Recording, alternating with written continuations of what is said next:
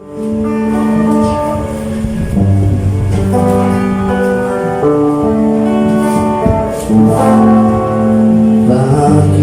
nga ba pinupuri kita? Bakit nga ba sinasama ka? Bakit nga ba pinaglilingkuran? Bakit pinasa? Ulitin natin yung isa pa. Bakit nga ba?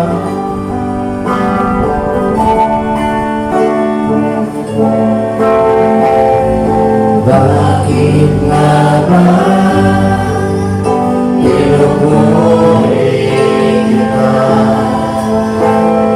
Bakit nga ba sinasama ka? Bakit nga ba pinaglilingkuran? At bakit nilasa salamatan?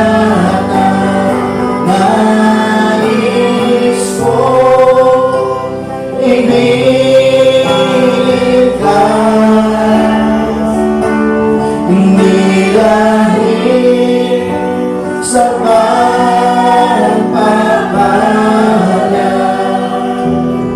Nais ko ibigay ka, hindi dahil sa himala. Nais ko ibigay ka, dahil sa ikaw ay ikaw. Mahal kita, O Diyos, wala kang iba. Praise God sa buhay mo at dahil sa Diyos Diyos. Sa buhay ko, ikaw lang talaga. Walang ibig, ibigyan talaga. Buhay ko'y magulo, ay iyong pinag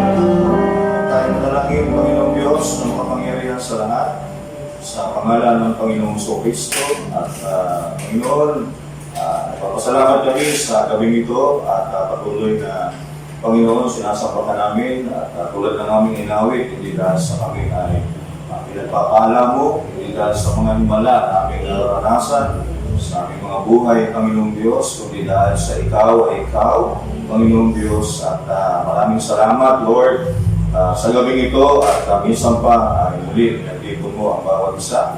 Sa lugar nito, upang Panginoon, minsan pa ay Panginoon, Ikaw ay aming sambahin sa Espiritu at katotohanan at lalugit, Lord, na kami ay makataon pa ng bawat isa.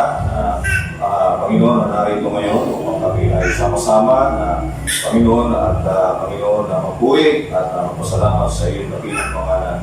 At Lord, sa mga salita mo na aming patuloy na pag-aaralan sa gabing ito, patuloy na Panginoon, ibibigay namin sa iyong mga kamay at lahat ng bagay, Panginoon, tungkol sa iyong mga salita.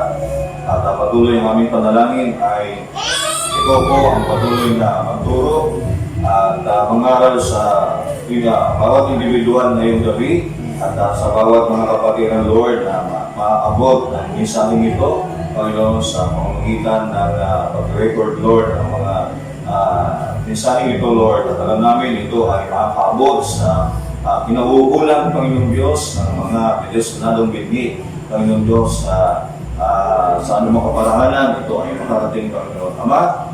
Sa iyo po namin pinagkakatiwala at patuloy na nanda mo ang aming mga puso, Panginoon, para sa aming pagdako, sa aming mga prayer request, at sa aming mga panalangin, Panginoong Diyos. At bago ang lahat, ay patuloy na Panginoong Diyos, linisin mo ang aming mga puso at patuloy na, Panginoon, kami ay maging worthy, Panginoon Diyos, na tumanggap ng iyong mga salita ng mga heavenly blessing, Lord, sa gabing ito. At alam namin, Lord, na ito ang isang bagay na binigay mo sa bawat isa sa amin. At ang sabi mo, seek ye first the kingdom of God, and kami, Panginoon, at ang lahat ng bagay, all things shall be added unto you. Kaya, Panginoon Diyos, Ama, sa lahat ng tunay na mga believers, Lord, ay susunod lalakit ang mga bagay, Panginoon, sa mundong ito, Panginoon Diyos. Kaya, Ama, maraming salamat sa iyo po na pinagkakatiwala lahat ng bagay sa pangalan ng Panginoon Kristo. Amen.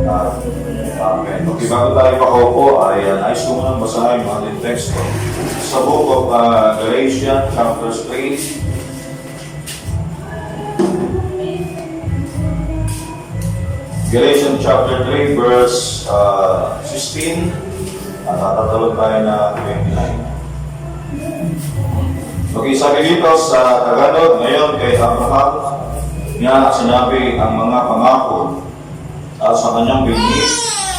Hindi sinabi ng Diyos at sa mga binhi, gaya ng mga gaya na bagat sa marami, kundi gaya ng sa iisa lamang at sa iyong binhi na si Kristo.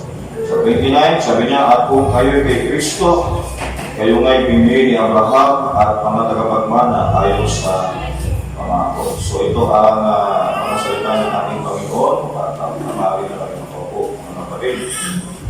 Okay. So ito ay continuation lamang ng ating part 1 on Sunday, no? Tawag natin dito, continuation ng Israel and the Church Life. Part 1 at continuation ay of seed of Abraham, no? Binhi ni Abraham. Okay. So, sinabi dito ni Apostol Pablo sa kanyang sulat dito sa aklat ng mga Galatia, no? Sinasabi dito, sabi niya ngayon kay Abraham, no, na sinasabi ang mga pangako, no, at sa kanyang binhi. Hindi sinasabi ng Diyos sa mga binhi na gaya baga ng marami, no, kundi gaya ng isa lamang at sa iyong binhi na si Kristo. So, kung babalikan natin yung ating napag-usapan nung last Sunday, no, about doon sa Genesis, sabi ng Diyos kay Abraham, no, umalis ka sa iyong bayan at sabi niya, ikaw at ang iyong binhi, no, ang aking pagpapalagin, so magpakailanman. So, sa Bible, no, sa history ng ating amang si Abraham ay nagkaroon siya ng maraming anak, mga kapatid, no? At mababasa natin dito sa Genesis chapter 16, verse 1 to 5. Genesis 16, verse 1 to 5. Ito yung kanyang naging unang anak, no, si Ismael, no? At kung hindi pa nangako ang Diyos kay Sarah, ang akala ni Sarah ay magkakaroon si Abraham ng ibang anak, hindi kay Sarah. Kaya nagkaroon si Abraham ng isang anak. Sabi dito, no, sa Genesis chapter 16, verse 1 to 5, si Sarah ay na anak ni Abraham, asawa ni Abraham ay hindi nagkaanak sa kanya, at siya ay may isang alilang babae na taga-Egypto na nagngangalang Agar. At sinabi ni Sarai kay Abraham, narito ngayon, ako'y naadlangan ng Panginoon, ako'y magkaanak, tinamamuli ko sa iyong sumiping ka sa aking alilang babae, marahil ay magkakaanak ako sa pamamagitan niya. So, ngayon, ito yung pagkakaunawa ni Sarah, no? Na kasi wala pang covenant ng Diyos kay Sarah, di ba? Hindi pa siya wala pa, bumisita pa lang yung tatlong anghel eh. Tapos kung dumating yung tatlong anghel, doon pa lang kinausapin ng Diyos kay Abraham. Sa pagbabalik ko, si Sarah ay magkakaroon ng isang anak, di ba? So, sa madaling salita, si Sarah ay gumawa ng isang bagay na pagkakaalam niya ay sabi niya rito, no? Narito ngayon ako'y inahadlangan ng Panginoon, ako'y magkaanak. Pinamamanay ko sa iyo, sumiping ka sa aking ng babae, no, si Agar. Na si Agar ay isang taga-Egypt. So sabi niya, marahil, sabi ni Sarah, pagkakaunawa niya bilang tao, no, marahil ay magkakaanak ako sa pamamagitan niya. No, at dinilig ni Abraham ang sabi ni Sarah. So, ang alam ni Agar, marahil siguro magkakaroon ako ng anak. Pero bagamat hindi niya talaga totally lumabas sa kanyang sinapupunan, ang pagkakaunawa niya ay siguro magiging magkakaroon ako ng anak, hindi mismo galing sa kanyang sinapupunan, kundi doon galing kay Agar sa pamagitan ni Abraham. No? At sabi dito, at kinuha ni Sarai na asawa ni Abraham, si Agar na taga-Egypto, ng kanyang alila, pagkaraan ng 10 araw, ng 10 taon na makatahan si Abraham sa lupain ng Kanaan, at sinigay kay Abraham ng kanyang asawa upang maging asawa niya, at siya ay sumiping kay Agar at naglihi, at nang makita niyang siya ay naglihi, ay niwalang halaga niya ang kanyang Panginoong babae sa kanyang paningin. Okay, stop muna tayo niya. So, tingnan natin. So, noong una ay ang pagkaunawa ni Sarah na magkakaroon siya ng anak para hindi sa kanyang sinapupunan doon kay Agar. So, ibig sabihin, kinuha niya si Agar at para maghanap siya sa pamagitan ni Abraham. Pero ngayon, itong nagbubuntis na si Agar, parang ito nyo yung sarang scripture, sabi niya si sumibig kay Agar at naglihi, matapos maglihi na si Agar at nang makita niya si naglihi, nung makita ni Agar doon naglihi na siya, ay walang halaga niya ang kanyang Panginoong babae sa kanyang paningin. Sabihin, parang sinasabi niya, ako na ngayon ang mas higit na may kapangyarihan. Ako na ngayon ang mas higit na may karapatan. Kasi si Abraham ay meron ng anak sa akin. No? Kasi ganun yung kanyang pangunawa. Parang nangyari, parang siya isang alipin lang ni Sarah, at si Sarah ay nakiusap sa kanya, at ito na nung matapos na maglihi si Sarah ay si Agar, ay parang tila na nakalimutan niya na meron siyang Panginoon na babae, di ba? Dahil sa pagdadalang tao niya sa anak ni Abraham. So sabi nito, sinabi ni Sarah kay Abraham, ang aking pagkakaaping ay suma sa iyo.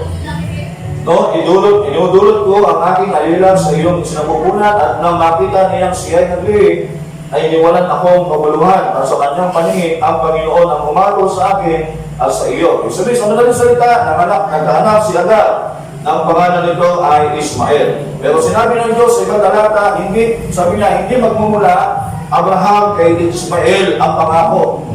No, hindi sa iyo at kay Agar. Sabi niya, kundi kay Sarah. Diba? So, pinulpin ng Diyos yun. Kasi, nagmamataas na si Agar, ang akala niya, siyempre, ay wala namang anak si Sarah, kaya marami isipin niya, lahat ng ari-arian ni Abraham ay tagapagmana na si Ismael. Pero sabi ng Diyos kay Abraham, hindi magmumula kay Agar, no, yung pangako, no? Sabihin, at sa madaling salita, bumisita yung tatlong anghel, kay Abraham at kinausap ng Diyos si Abraham. No, nang sabi niya, nasaan si Sarai? No, sabi niya, nasa likod ng kubol. At ang sabi, sa pagbabalik namin ay siya ay magkakaroon ng anak. At sa madaling salita, tumawa nga si Sarai. Diba? At ang sabi niya, ba't tumawa si Sarah? Sabi ni Sarah, hindi ako tumawa. Pero sabi niya, tumawa ka. Pero dahil may covenant, no, sabi niya kasi, nang umangako ang Diyos kay Sarah, kay Abraham, sa Genesis chapter 12, wala pa si Isaac. Pero sabi niya, papapalain kita, ikaw at ang iyong binhi.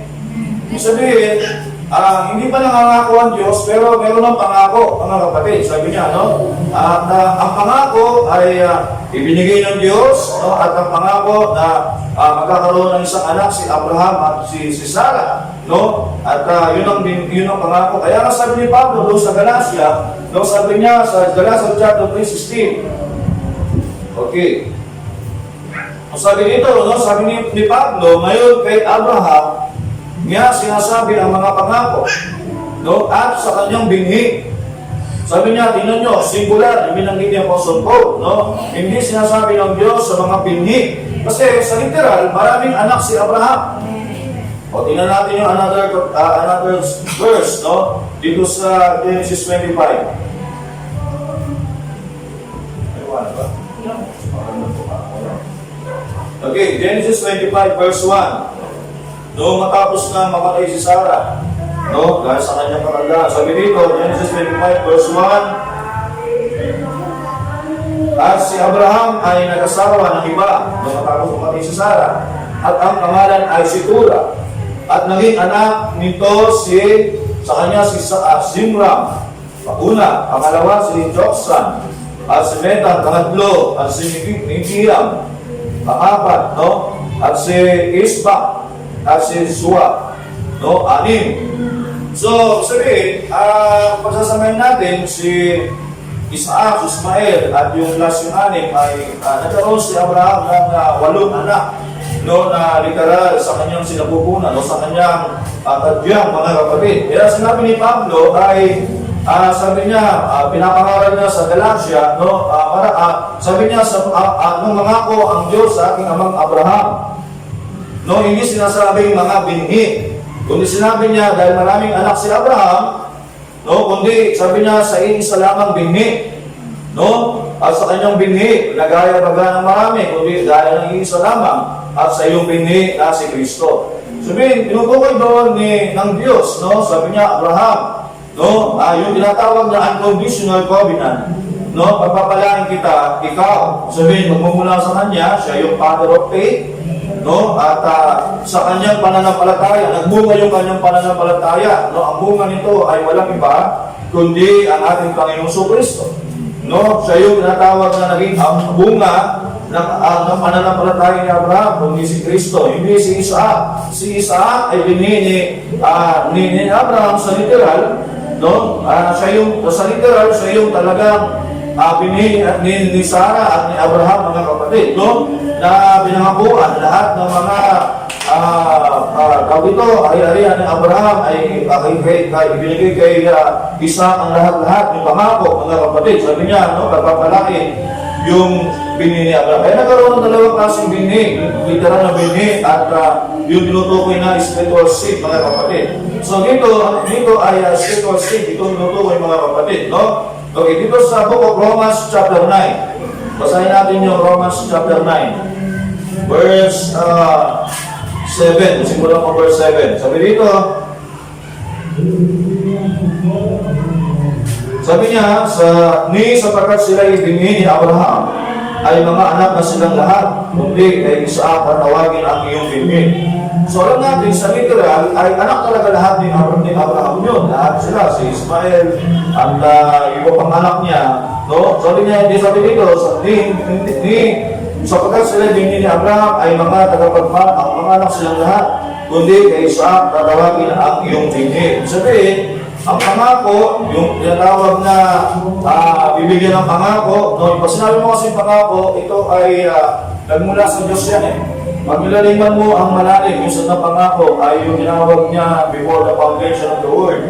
No? Tinawag na yan, no? Hindi dahil sa gawa ng tao o plano ng tao, kundi yan ay God's plan yan, mga kapatid, no? Yung pangako na yan. So sabi dito, sa verse 8, sa pangatuwid, ay hindi mga anak sa laman ang mga anak ng Diyos, kundi ang mga anak sa pangako siyang ibibilang ng isang timhi. No? Sapagkat ito ang salita ng pangako, ayon sa panahon ito, ipaparito ako at magkaroon si Sarah ng isang lalaki. Ibig sabihin, nung bumisita si Elohim, no, yung tatlong anghel sa Genesis chapter 18, ay sinabi ng Elohim kay Sarah, no, sa kanyang pagbabalik muli, si Sarah ay magkakaroon ng isang anak. No? Sabi niya, yun yung pangako. Mga kapatid, sino ang nangako? Ang Diyos. No? Ibig sabihin, yung anak ni Abraham na isisilang ni Sarah, hindi yun sa mamagitan nilang sa laman, kundi yun ay nagmula sa Diyos. No? Kasi yun ay isang pangako. Sabi niya, at hindi lamang gayon, kundi na may paglihingan ni Rebecca sa mamagitan ng isa. Ito nga, sabi niya, ito nga'y ng ating amang si Isaac. Sabihin, nung sumunod na henerasyon sa panahon ni Isaac ay nagkaroon siya ng dalawang anak, si Jacob at saka si Esau. No? Nagkaroon ng dalawa. So, dalawa yan. Pero sabi dito, sapagkat ng mga anak na hindi pa ipinapanganak at hindi pa nasisigawan ng anumang mabuti o masama upang ang layo ng Diyos ay mamalagi ayon-sunod sa pagkahirap at hindi sa mga gawa, kundi doon sa tumatawag. No, at sinabi sa kanya, ang panganay ay maglilingkod sa bunso. No, sinabi ng Diyos, panganay si Esau, di ba? Bunso si Jacob, pero sinabi ng Diyos, maglilingkod ang panganay sa bunso. No, gaya ng nasusulat, si Jacob ay aking inibig, tatapwat, si Esau ay aking kinapopotan. So sabi dito sa 14, ano nga ang ating sasabihin? Mayroon pa bang kanyang kalikuhan sa Diyos, huwag na huwag mangyari, sapagkat sinasabi niya kay Moses, ako'y maaawa sa aking ginaawaan at ako'y nakakagab sa aking kinakapagan. Kasi bakit? Saan sa naaawa? Doon sa pangako, doon sa pinangakuan, doon sa anak sa pangako, mga kapatid. Saan naman sa hindi naaawa? Doon sa mga walang pangako. Di ba?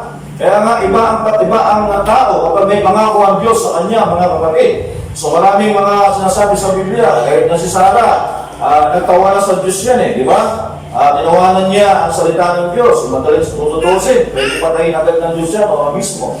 Pero hindi pwedeng gawin ng Diyos yun, kasi bakit? Kasi may pangako siya Pero bakit sa asawa ni Lot ay isang pagtingin lang, isang mabilis ang pagtingin ay naging haliging kasi agad. Kasi nga, nakikita natin yung isang bagay na walang pinatawag natin walang pangako, mga kapatid. Pero sabi natin, doon sa mga anak ng Diyos, kahit nagkakamali, di ba? Hindi yan agad na, alam natin yung message na hindi agad yan hindi agad na pinurusahan ng Diyos, maliban na sila'y hindi magbalik doon, di ba? Yung lahat ng mga anak ng Diyos, mga kapatid. Pero doon sa mga tao, walang pangako, so parang nakita natin, parang walang talaga ang buhay, di ba? Ang bilis ng kanilang pagkawala, ng pagkaalis sa mundo. Pero sa mga anak ng Diyos ay may prinsipyo naman na hindi ang tao ay hindi na pinukuha ng Diyos na walang unang babala, di ba? Na walang babala yan, mga kapatid. Kaya, ilang isang bagay, mga kapatid, no? Pag sinabi natin anak sa pangako, at sino ang anak sa pangako, mga kapatid, no? Alam natin sa literal, ang anak ng Diyos ni Abraham sa pangako ay walang iba kundi si Isaac. Pero sinasabi ng ating Bible, sabi niya hindi literal, hindi sa laman ang tinutukoy na, sabi niya ito ay spiritual. No, sabi niya ang Diyos, sabi dito, mga kapatid, no, ay mga anak sila ng Diyos, ito yung spiritual. Kaya yung si Kristo yung tinutukoy natin, no, kasi pinili ni Abraham si Isaac, pero literal yun sa laman. Pero ang tunay na tinutukoy na pinili ni Abraham sa spiritual ay walang iba kundi ang Panginoon Kristo. Pero hindi naman talaga nagmula si Kristo sa lineage ni Abraham. Kasi naging anak ni Abraham si Isaac, naging anak ni Isaac si Jacob, naging anak ni Jacob ang 12 tribes of Israel, di ba? Tapos lumitaw si David, no? At si David, natawag siyang, sabi niya, at doon magmumula ang lahi ni Kristo. Pero yun natin sa kasaysayan ng Biblia, si Maria ang nagmula talaga sa binhi ni David. Si Joseph ay, si Joseph ang nagmula sa binhi ni David. Diba? Si Joseph, yung tatay ni Jesus sa laman, pero hindi naman talaga niya tatay. Pero hindi nga nagalaw ni Jose, si Maria. Diba? Ibig sabihin, yun ay isang pangako. Diba? Yun ang isang pangako ng Diyos, mga kapatid. Sino tinutukoy doon? Walang iba kundi si Yesu Cristo at tinutukoy namin ni Abraham sa pananampalataya. So, ibig sabihin, sa lahat, sabi ni Pablo sa 29, Galatians chapter 3, 29, at kung kayo daw kay Cristo, sabi dito, kayo ay binini Abraham. No? Tayo ay mga binini Abraham. Sabi dito, at kung kayo kay Kristo, kayo nga'y binini Abraham at mga tagapagmana ayon sa pangako. Sabihin, mga tagapagmana tayo sa pangako. Kung sabi doon, sabi niya, Abraham, papapalain kita, ikaw at ang iyong binhi. Pag sinabi binhi, sino yung binhi tinutukoy? Si Christ. No? At sabi niya, yung lahat ng pangako at conditional covenant ay na kay Kristo. Sabi dito ni Pablo, at kung tayo kay Kristo, no, tayo daw ay kasama tagapagmana ayon sa pangako. Sabi, isa tayo sa mga pangako. No, hindi tayo kasi may maraming pangako. Sabi, isa tayo sa mga pangako ng Diyos, mga kapatid. No, kaya ang sabi niya, ang isang Kristiyano, ang isang tunay na Kristiyano, hindi yan coincident yung kanilang paglitaw. Hindi yan aksidente na narito sila, naging Kristiyano sila. Hindi tayo naging Kristiyano dahil na tayo ay Katoliko, tayo ay Pentecostal, o tayo Baptist, o Methodist Church, o ano ba, pangalan ng sekta. Hindi tayo naging Kristiyano. Paano tayo naging Kristiyano? Sabi niya, by one Spirit, we are baptized into one body. Diba? Ano yun? Sa isang Espiritu. Ano yung Espiritu? Baptism of the Holy Ghost. No? Sa pamagitan ng baptism of the Holy Ghost, we are sabi niya, we are no, the body of Christ, mga kapatid. Doon tayo naging member ng spiritual body of Christ. No? Nakasama tayo doon sa katawan ng ating Panginoon Kristo, mga kapatid. So, yun ang tinatawag na spiritual seed, mga kapatid, si Christ, no, mga kapatid. So, alam natin, no, tayo, naging bingi tayo ni Abraham, no, through Christ, sa pamagitan ng kanyang natin pananampalataya sa Kanya, no? Okay, babasa ko ng message dito sa message ng 3rd Exodus.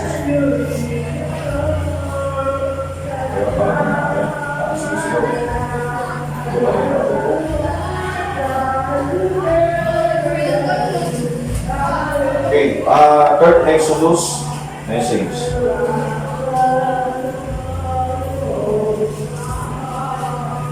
Paragraph 245. Okay, sabi dito, and today, God is calling His elected, the spiritual seed of Abraham, by the faith that he had in the Word of God. Don't you see the spiritual seed? Sabi niya, huwag na hindi niyo makita ang spiritual seed today. That don't see the electoral church, no? It's seeing the Word. And it's being called from those big denominations into the presence of Jesus Christ. Amen. Was that clear? Did you get it? All right. We go for the elected only. Sabi niya, may tinatawag na, sabi niya, yung tinatawag na spiritual seed, no? At ni Abraham ay, sabi ko, mga ipinili sila ng Diyos, no? Sabi, sasampalataya sila kay Kristo, mga kapatid. Okay, isa pa sa message na Jehovah Jireh.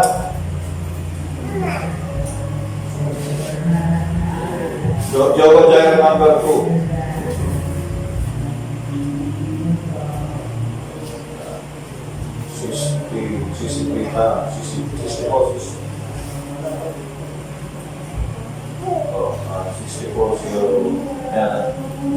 Paragraph 59.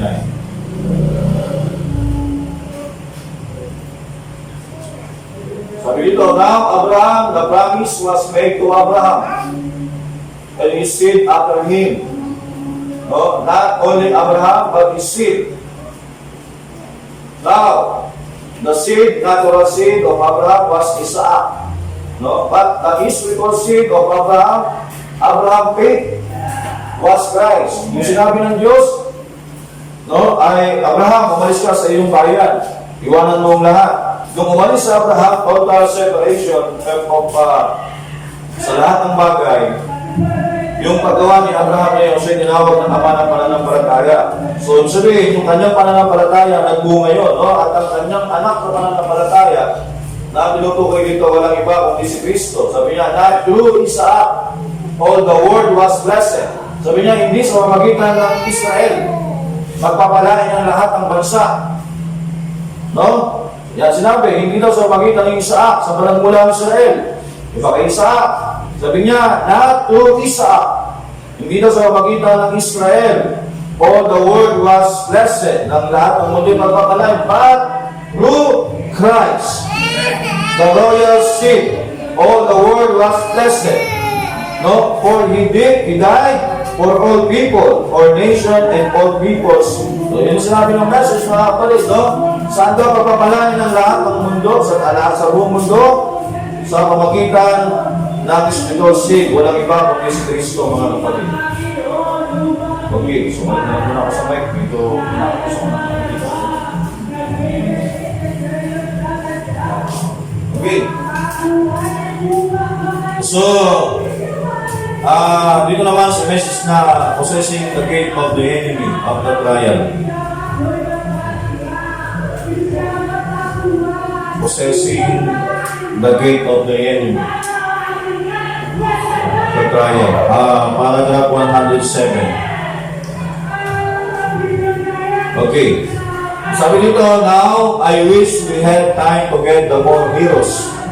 But I got about 10 minutes now. Look at all these precious heroes as they were in great warriors of faith. No, binabangin siya, Hebrew 11. They all died in the gates of death. They all perished, sabi niya, no, right at the gate of death. Then come along the royal seed of Abraham. They were all the natural seed from Isaac. But here come a royal seed of Abraham, which was Christ.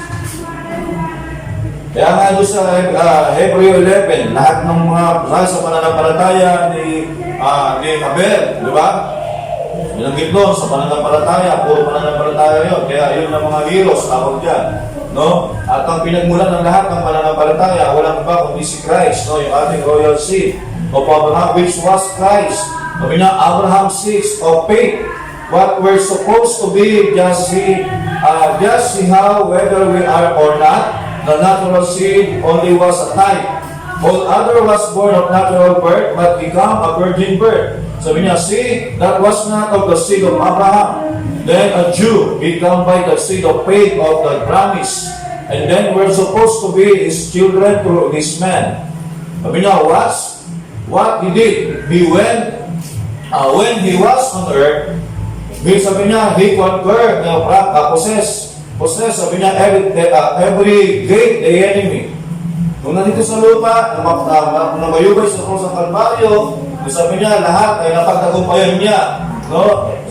Every gate, the enemy had the royal seed. He promised it by the word. He conquered, sabi niya, no? He conquered the gate of sickness. Napagtagumpayan niya yung pintuan ng mga karamdaman. For us, para sa atin, kaya nga sabi ng Isaiah 53, sa kanyang mga latay, no, sa kanyang mga bugbog, at tayo nagsigaling, diba? That's what he come to do. He remembers sick people. They conquer the gate of don't have to conquer it. Because sabi niya, he conquered it. The other men had to conquer their own gate. But you don't have to conquer. Hindi mo na kailangan pagtagumpayan niya kasi he's already conquered. Sabi niya, tapos na, napagtagumpayan na yan. Kailangan mo na lang ang kini.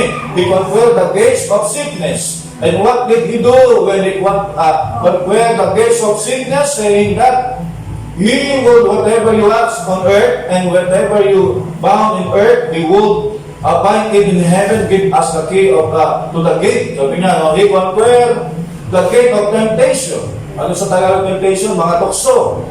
By the word, napagtagumpayan niya yung tukso. Ilang beses sa tunokso sa Book of Matthew chapter 4, di ba? Tunokso sabi niya, kung ikaw ang anak ng Diyos, gawin mo tinapay ang batong ito. 3 beses niya ginamit yun, pero napagtagumpayan ng Panginoon. Kaya hindi mo na kailangan pang managumpay kasi tagumpay na yung ating binhi, yung ating seed of Abraham. Kaya nga, sabi niya, kung tayo na kay Kristo, tayo mga binhi ni Abraham. Hindi mo na kailangan pa. Sabi niya, kailangan lang natin ang kilin, yung lahat ng bagay na yan. Sabi niya, no, napagtagumpayan niya na yung mga gate ng temptation sa pamagitan ng salita. And the key was, resist the enemy. And yes, sabi niya, and he'll flee from you. We conquer it or conquer everything sickness, every sickness. We conquer death. Napagtagumpayan niya namin ng kamatayan. Ibig sabihin, dapat ang Kristiyano hindi takot mamatay. Di ba? Kasi bakit? Kasi nga, napagtagumpayan na ng Panginoon yan. And he conquer hell. Napagtagumpayan na rin ng impyerno. Kaya nga, kung napagtagumpayan niya ang impyerno at siya ay sabi dito, hindi pumunta sa impyerno para iligtas yung mga taong nag-aantay sa kanya, pero hindi dahil siya ay natalusan, mga kapatid, nung napagtagumpayan niya. Ibig sabihin, kung tayo siya ang binhi ni Abraham, at tayo na kay Kristo, ibig sabihin, napagtagumpayan na rin natin yan sa pamagitan ng ating Panginoon sa Kristo. Kaya wala na tayo dapat magkabahala about sa hell. Di ba? Kaya sabi niya, Peter, upon this rock, no, I build my church. Sabi niya, and the gates of the enemy, sabi niya, the gates of the hell, no, hindi magsisipanay laban sa kanila. Kasi bakit? Kasi napagtagumpayan na ng ating Panginoon. Sabi niya, he conquer, no hell. Sabi niya, he conquer death and hell. Kamatayan at ng impyerno. Kaya sabi niya sa ibang talata, tibo ng kamatayan at ng impyerno, nasaan ang iyong tibo? Di ba? Kasi nga napagtagumpayan ng Panginoon niya. Sabi niya, he conquer what the other could not conquer because they're of the natural seed. This is the spiritual seed. He conquer the gates of the gate at the grave, maging yung sa libingan, no? And rose up on the third day for our justification. Kaya nga, yun ang bagay mga kapatid dito, no? Sabi nga dito na siya yung binhi ni Abraham sa pananampalataya. Sabi niya, lahat ng tao sa buong mundo ay pagpapalain dahil sa binhi ito, mga kapatid. Okay, sabi dito sa message na unconditional covenant that God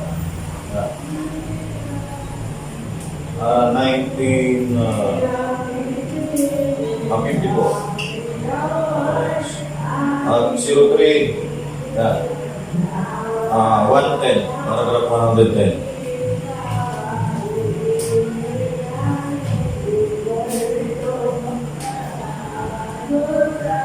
Okay. Sabi dito, and the same tactile power that Jesus Christ had, He is the same yesterday, today, and forever, and the church is given a covenant. Ano yan? What is the covenant? The covenant is the baptism of the Holy Ghost, which is the seed of Abraham, bring him to us, and then God making His covenant. Sabi, di ba? Nung mangako ang Diyos, Abraham, pagpapalain kita at ang iyong binhi.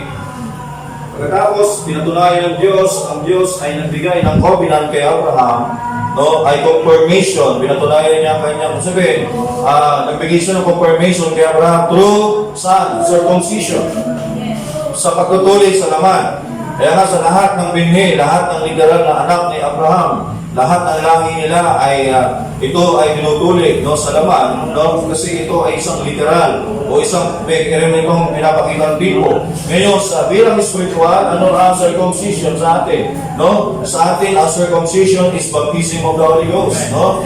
Baptism of the Holy Ghost yan. Sabi niya, binigay ng Diyos ang baptism of the Holy Ghost. Ito daw ay seed of Abraham. Yung binhi ni Abraham ang Holy Spirit, bring Him to us, and then God making this covenant that every man that's called into the grace of God by the Holy Ghost.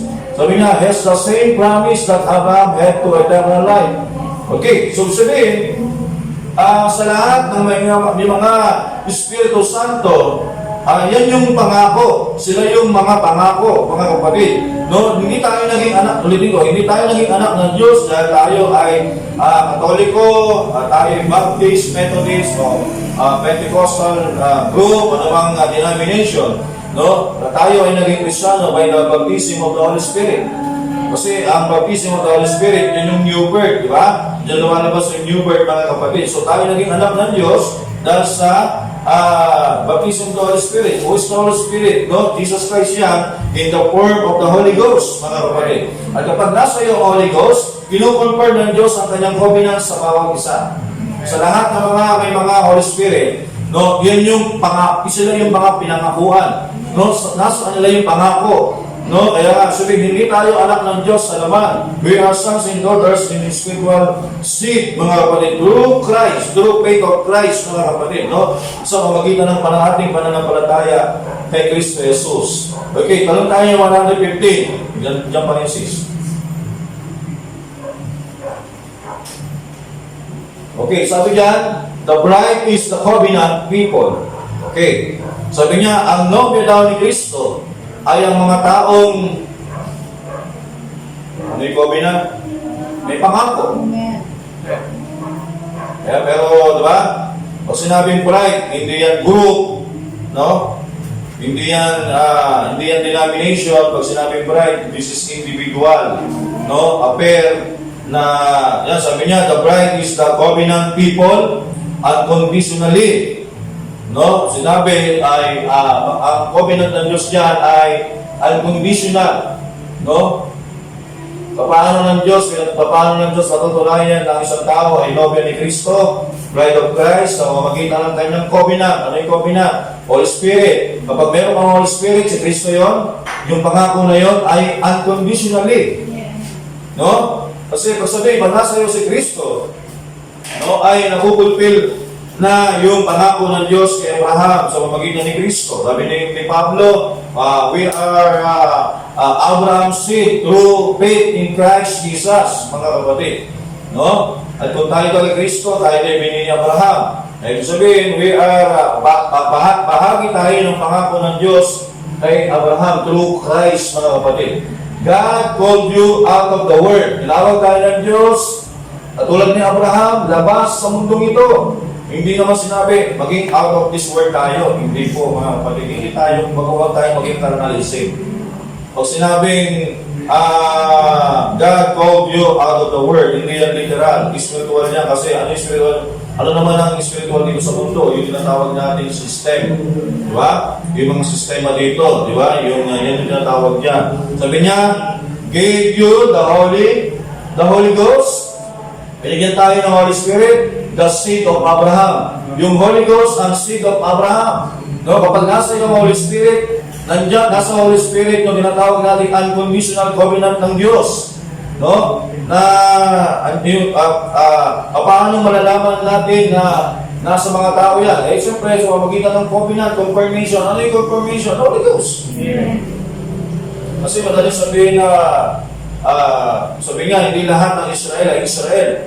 Diba? Sabi ni Paul, kundi yun lamang nagmula kay Isaac. So, ganun din sa atin, hindi lahat ay masasabi natin, best believer, bride of Christ, kundi masasabi ng bride of Christ ay may mga Holy Spirit. Siyempre, hindi na ako pwede sabihin, yung anak ko ay bride of Christ, ay hindi po, kasi nga, alam natin, basta ang bata, wala pa sa accountability, ay wala tayong problema dyan. Pero pag nasa accountability na, so kailangan nila ma-born again, mga kapatid. Hindi dahil sa tatay nila, nanay nila ay versus believer, ay sabihin, believer na rin sila. Hindi po, mga kapatid. No, hindi ganyan ang ating paniniwala. So pananaw natin, kailangan silang ma-born again. No, kailangan nila ma-experience ang Diyos at dumating sa Kanya ang Espiritu Santo, baptism of the Holy Spirit. Kapag nasa nilang baptism of the Holy Spirit, no, ay yung pananampalataya na meron sila. Kasi maraming klaseng pananampalataya eh.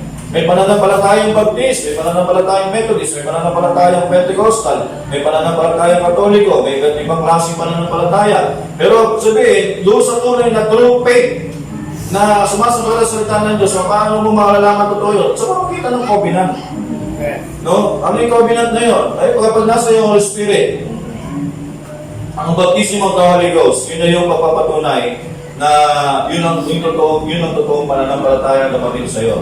Sabi niya, the seed of Abraham, you are tonight with a blessed promise, no? Amen. If you're Abraham's seed, you have this promise in you.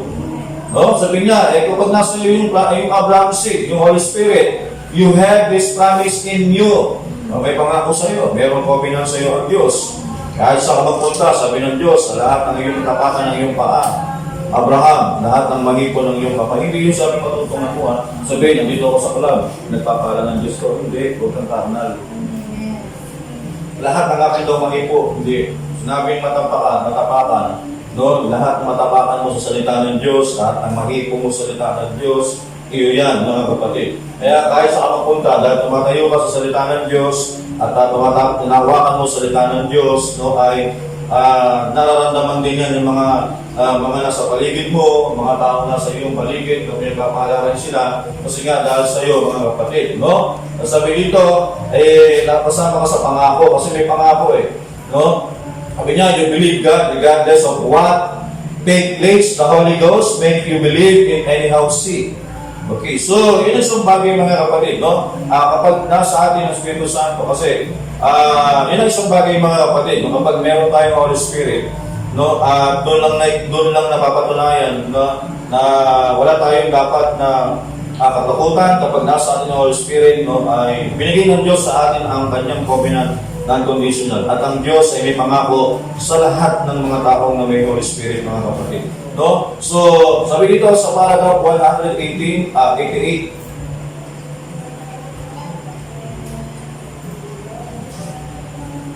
sabi niya, and may the same Holy Spirit that came on the day of Pentecost.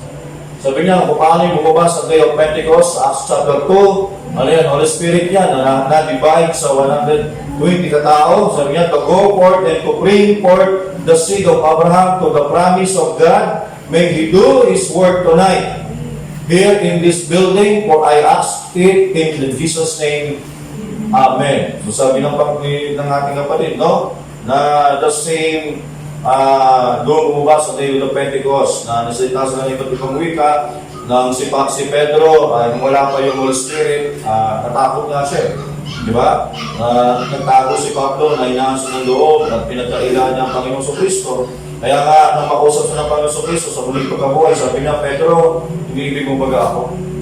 Sabi ni Pedro, dali-dali sa sumagot, opo, Panginoon, iniibig kita. Sabi ni ng Panginoon, kung gano'n, kung inibig mo ako, pakanin mo ang aking tupa. Nulit na naman ng Panginoon, sabi niya, Pedro, inibig mo baga ako? At dali-dali naman sumagot si Pedro, opo, Panginoon, alam mong ikaw inibig kita. Sabi niya, pakanin mo ang aking tupa. At pangatlong beses, nulit din ng Panginoon, sabi niya, Pedro, inibig mo baga ako? At medyo nahinaan na, medyo natawa si Pedro, sabi niya, opo, Panginoon. Kasi naalala niya, 3 beses niya pinagkaila ating Panginoon. No? Pero sabi niya, Pedro, kapag ikaw ay nabaptize ng Holy Spirit, sabi niya, pag ikaw ay na-convert na, kung sinabi totally convert, totally change, no? Na-convert, no? Sabi niya, doon mo palang magagawang palakasin ang iyong mga kapatid. Kaya sabi niya, sa Matthew, huwag muna kayo umalis hanggang hindi kayo masangkapan ng Espiritu Santo. Kaya doon sa Book of Acts, no, nagantay sila ng 50 days at bumaba doon yung Holy Spirit. At pababa ng Holy Spirit, si Pedro ay tumayo na may katapangan. Pinangaral niya ang salita ng Diyos. Di ba?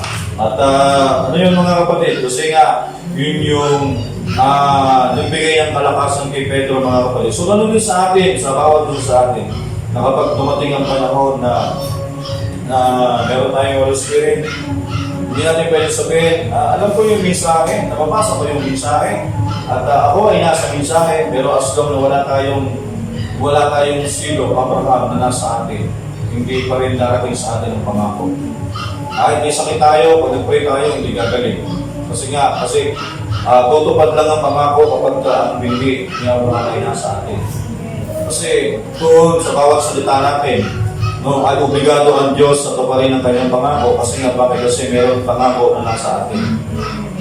Pero kahit na anong gawin natin, kung wala ang pangako ng Diyos sa atin, so baliwala ang lahat ng bagay mga kapatid. Kaya ngayon, kita natin sa laman si Kristo Jesus ang anak ni Abraham sa espiritual. No? Kaya nga, sa panahon ng Panginoon, nung siya'y nagkatawang tao, marami sa mga natagpuan mga Hudyo, diba? Sa tulad sa isang babaeng sa Samaritana, ilan ng kanyang asawa, no? Pero kahit sa kabila ng mga madumi ang taong yun, dahil na siya ay may pangako ang Diyos sa kanya, isang araw kapag dumating ang Panginoon sa kanya, ang aral, no, ay ang kagandahan kasi sa tunod sa anak ng Diyos kapag ikaw ay anak sa pangako, sa pag dumating ang misaya sa iyong panahon, hindi pwedeng hindi mo sasampalatayaan. Tatanggapin na tatanggapin mo. Kaya nung marinig ng babae sa Samaritana doon sa tinanggap niya kagad, sabi niya, pag-alata akong isa kang propeta. So marami pang mga tao na tinawag sa pamamagitan ng pangaral ng Panginoon Kristo kasi nga sila ay mga anak ng Diyos sa pangako, mga kapatid. No? Pero sa atin, ang Holy Spirit ngayon ay si Jesus Christ, no? At napatunayan ng Diyos ang ating pananampalataya sa pamamagitan ng kanyang Santong Espiritu na sa atin. Kapag nasa atin yan, we are still of God. Hindi dahil sa tayo ay anti-message believer, tayo ay nasa mensahe, ibigan ng mga kapatid. No? Hindi nagtuturo ang message niyan. Basta ang sinabi ng message, as long na meron kang Holy Spirit, you are seed of Abraham. No? Ikaw ay may pangako ang Diyos sa iyo, mga kapatid. Kaya yun yung ating topic ngayong gabi na about sa seed of Abraham, mga kapatid. No? Okay, so tapusin natin ang topic na ito sa pamagitan ng isang manalangin. Panginoong Diyos, na makapangyarihan sa lahat, maraming salamat muli sa gabi ito sa isang maiksing pag-aaral ng iyong mga salita, patuloy na Panginoon, nagpapasalamat kami sa gabi ito sa continuation ng aming pag-aaral na Israel and the Church Time Part 1 of Seed of Abraham. Panginoon, nakita namin ang tinutukoy dito na Panginoon, yung pinangako mo sa panahon na aming amang si Abraham ay walang iba kundi ang Panginoong Kristo. At sabi mo, Panginoon, sa lahat ng bansa, sa lahat ng tao sa buong mundo ay pagpapalangin sa pamamagitan ng pagsampalataya ng isang tao kay Kristo Jesus. Kaya Panginoong Diyos, nakita namin ang maliwanag ang iyong mga salita, Panginoon, sa mga bagay na ito. Maraming salamat at papasalamat kami, Panginoon, na naman kami mga hintil, pero Panginoon, kami ay naisama sa pangako, Panginoon. Dahil Panginoon, salamat sa Espiritu Santo na pinatunayan mo ang pananampalataya na meron kami. Ito nga ay pananampalataya rin katulad kay Abraham. At iyo itong pinatunayan at nagbirito sa amin ng isang covenant ng confirmation ang Holy Spirit, Panginoon. Kaya Panginoon, maraming salamat at kapag nasa amin ang Espiritu Santo, Panginoon, ang lahat ng pangako na binigay mo sa aming amang si Abraham, Panginoon, mga heavenly blessing, Panginoon, ay hindi pwedeng hindi namin makita, hindi pwedeng hindi namin makamot, Panginoon. At ang mga pagpapalang material ay daragdag lamang, Panginoon, ito ay laging lumalaki, Panginoon, sumusunod sa espiritual na pagpapala. Una-una, Panginoon Diyos, ang spiritual na pagpapala ay dumarating sa isang mananampalataya bago pangalawa ang isang literal na pagpapala, Panginoon. Kaya maraming salamat, Panginoon, sa gabing ito. Salamat sa mga pangako mo, Panginoon, na ibinigay mo kay Kristo Jesus. At kung kami na kay Kristo Jesus, ang lahat ng pangako na pinagkatiwala mo sa kanyang kamay, Panginoon, ito ay napapasa amin. Hindi na namin kailangan pang Panginoon, na lahat ng bagay na pagtagumpayan ng Panginoon sa Kristo sa Cross of Calvary, Panginoon. Kailangan namin ay angkinin ang kanyang pagtatagumpay, Panginoon, sa lahat ng labanan, Panginoon, ng kanyang napakasya. Maraming salamat, Panginoon. Sa iyo po ang papuri at kalawalatian, Panginoon, sa mga salitang pipinatanaw po, Panginoon, sa aming ngayong gabi. Salamat po sa pangalan ng Panginoon Kristo.